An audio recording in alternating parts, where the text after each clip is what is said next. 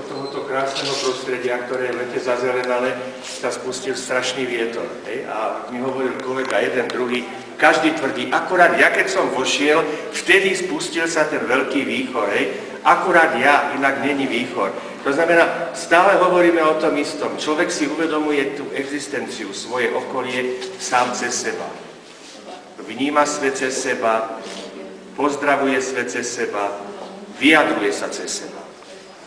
Ono mnohokrát sa hovorí, to je najmä tá teória filozofia nihilistov, že keby človek zatvoril oči, tak nič nejestvuje. Je to samozrejme filozofia, ktorá z hľadiska logiky není zavrhnutia hodná a má taktiež určité opodstatnenie. Takže ako je to s tvorbou? Ako je to s tvorbou tu majstra Jezusa? Ako je to s umením, ktoré sa tu vlastne dostalo k nám do Bratislavy, umenie, ktoré je nasiaknuté niečím, čo my vlastne ani nepoznáme, a keď aj, tak z minulosti. Predovšetkým chcem zdôrazniť, že stretávame sa s čistou, pôvodnou, úprimnou a v každom prípade takou brilantnou malbou Južana, pre nás Južana, Španiela, ktorý sídlil juhu Španielska a na severe Afriky, práve tam ten maličký prielom Gibraltáru, človeka a tvorcu, ktorý tvoril od mlada a vytvoril skutočné nesmierne množstvo obrazov, tvorcu, ktorý vystavoval témer po celom svete,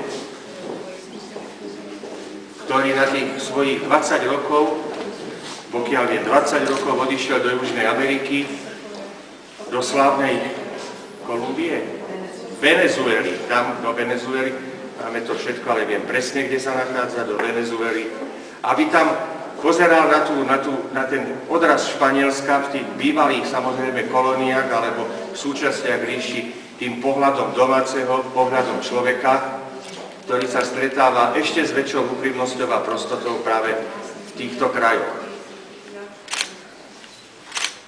Je predovšetkým dôležité si pripomenúť a zdôrazniť, že tak ako tvorí Európa malý kúsok sveta, aj u nás sa nachádzajú obrovitánske rozdiely. Severná Európa, navonok chladná, bez veľkých úsmevov, zdržanlivá, stredná Európa taká pol na pol a tá južná Európa plná veselosti, bujarosti, samozrejme afektov, kriku, nadávania, pobehovania. Jednoducho to je normálne. A tieto tri základné úseky, tie sa nachádzajú v iných odmenách všade vo svete. Tým chcem povedať, že každý národ, každá časť sveta je iná a tým chcem zase zdôrazniť nezastupiteľné miesto identity. Identity človeka vo svojom priestore, identity vo vzťahu k tomu, kde sa narodil a kde vyrastal a ďalej jeho zrenia a spoznávania o svete, ktorým sa dotýkal a ktorý vlastne objavuje až doposiaľ. Španielsko, Mexiko, jednoducho krajiny, ktoré sú poznačené tou krásou španielského temperamentu a španielskej čistoty, žijú úplne inak. Samozrejme žijú prevažnú časť roka v teple, žijú v slnku, žijú špeciálnymi a úplne osobitými hudobnými a tanečnými variáciami. Ich umenie je skutočne také, ktoré v každom storočí vie šokovať. Spomeňme si nie tak ďaleko slávneho Francesca Goyu, spomeňme si zase nie tak ďaleko slávneho Salvatora Daliho, Picassa a tak ďalej. Boli to všetko umelci, ktorí hoci prešli do Paríža, ale mnohí sa vrátili domov. Umelci, ktorí formovali kultúru sveta a kultúru nás všetkých. Cesta každého z nich bola poznačená strašným talentom a velikánskou veľkou prácou.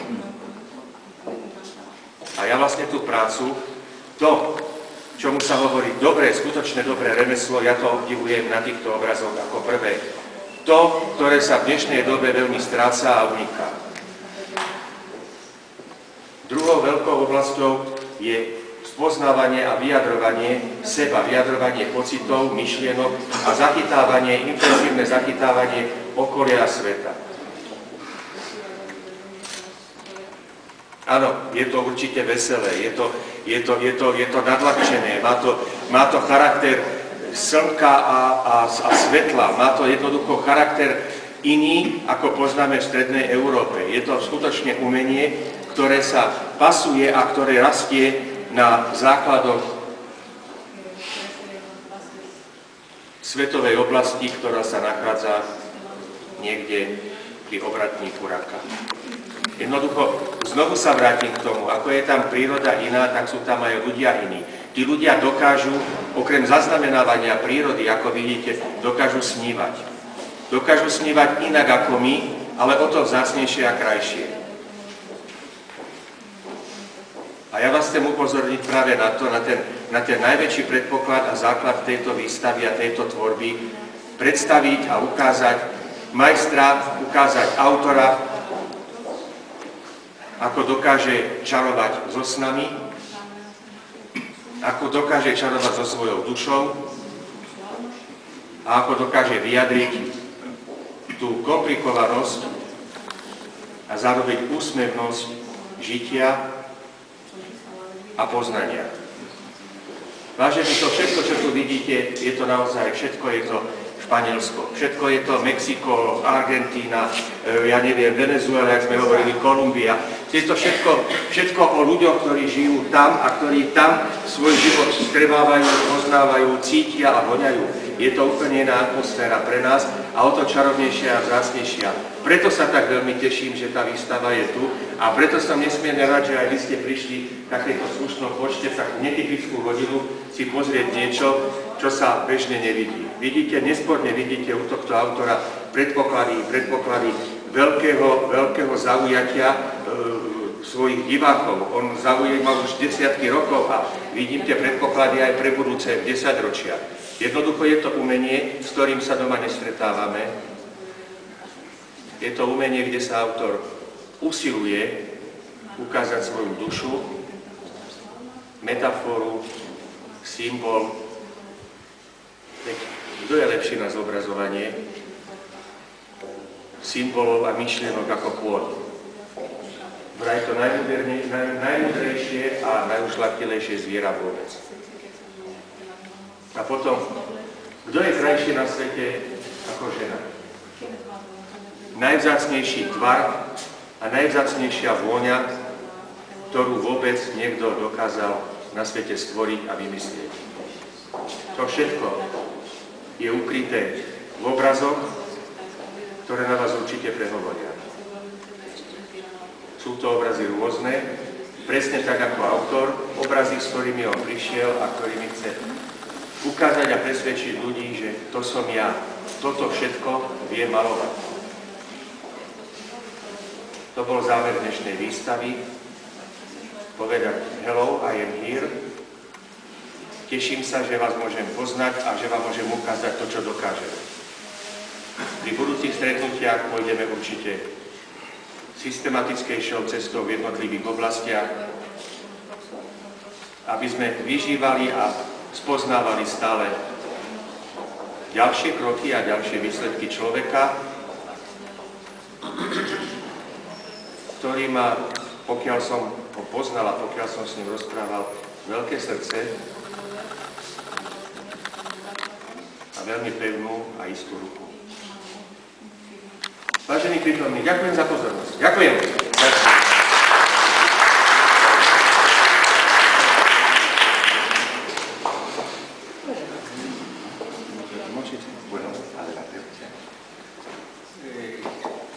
Como embajador de España es un honor participar en la inauguración de un pintor español.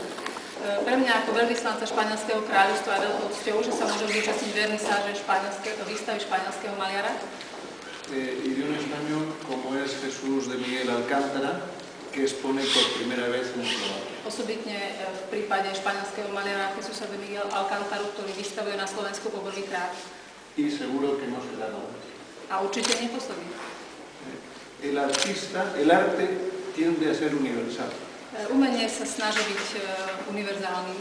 Pero el artista tiene sus raíces en sus propias circunstancias. Avšak umelci alebo umelec má svoje korenie vo svojich vlastných okolnostiach alebo podmienkach, z ktorých vychádza. Un artista, un pintor surrealista como es Jesús, surrealistický maliar, ako je Jesús, intenta interpretar lo que ve de manera que otros entiendan y quieran ver lo mismo que él. Sa snaží zobraziť to, čo vidí, takým spôsobom, aby to iní dokázali pochopiť. Las pinturas que se ven aquí tienen un color y una luz que posiblemente no sea la misma que en Bratislava. Malby, ktoré tu vidíte, majú svetlo a farby, ktoré možno neuvidíte v Bratislave. Pero que sirven para que los eslovacos entiendan también la luz y el color que él ha visto. Slúžia však na to, aby Slováci pochopili, ako vyzerá svetlo a farby, ktoré vydáva on. Y entonces el arte es una forma de comunicación, un puente. Umenie je teda forma komunikácie, je to akýsi most entre dos formas de ver la vida. Medzi dvoma spôsobmi nazerania na život. Y de esa manera es más fácil comunicarse unas personas con otras. A takým spôsobom sa vlastne ľudia jednoduchšie dorozumievajú. Y por eso creo que el pintor Jesús de Miguel Alcántara Preto si myslím, že maliar Jesús de Miguel Alcántara es un excelente medio de comunicación je výborným komunikačným médium, para que los eslovacos y los ciudadanos de Bratislava conozcan lo que es el arte español y lo que es España. aby slovenskí a bratislavskí občania pochopili, aké je španielské umenie, španielská krajina. Y por eso para mí es un honor participar en este inauguración. Preto je pre mňa veľkou cťou, že sa tejto vernisáže môžem zúčastniť. Enhorabuena. Blahoželám.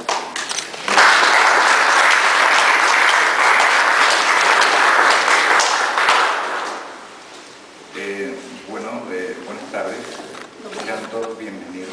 Popoludne, vítajte. Agradezco muy sinceramente el que todos puedan participar en un día tan hermoso para mí. Som vám všetky veľmi vďačný, že ste tu v tento deň, ktorý je pre mňa veľmi významný. Me siento muy feliz, muy agradecido. Som veľmi šťastný, veľmi vďačný. No solamente por haberme permitido el pueblo de Eslovaquia poder exponer mi obra aquí, Nielen za to, že mi slovenský ľud umožnil vystaviť moje diela tu, sino también la visita del embajador de mi país, ale som vďačný aj za prítomnosť môjho veľvyslanca mojej krajiny. las certeras y hermosas palabras del señor Moza. Výstižné a krásne slova pána Mozu. Poder hablar sobre mi obra sería harto complicado, Keby som mal rozprávať o svojich dielach, to bolo veľmi zložité. Nunca trato de ser un pintor de un tema, Nesnažím sa byť maliarom len jednej témy. tan solo soy un pintor que trata de pensar, Snažím sa byť len maliarom, ktorý sa snaží myslieť, de soñar, snívať, de vivir y de sentir. žiť a cítiť. Considero de que cuando una persona en esta vida hace lo que quiere, es libre. Myslím si, že keď sa niekto v živote snaží robiť to, čo chce, tak vtedy je slobodný. Pero si esta persona hace lo que le gusta, entonces es feliz. Keď však robí to, čo sa jej páči, vtedy je šťastný. Yo hago lo que a mí me gusta Robím, čo sa mi páči y soy feliz, no solamente por mi trabajo, a som šťastný nielen kvôli svojej práci, por la libertad de poder expresarme, kvôli slobode prejavu, sino también por la libertad de poder aportar mi libertad y mi sentimiento y mi felicidad a otros seres humanos. ale aj preto, že mám možnosť voľbu svoje myšlienky postupovať ďalším ľuďom. Muchas gracias. Ďakujem pekne.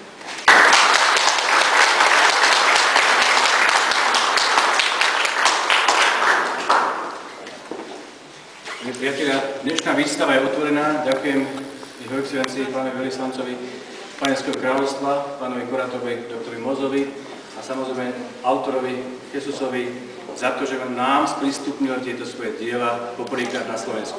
Príjemný deň a príjemnú prehľadku umeleckých diel s malým občerstvením.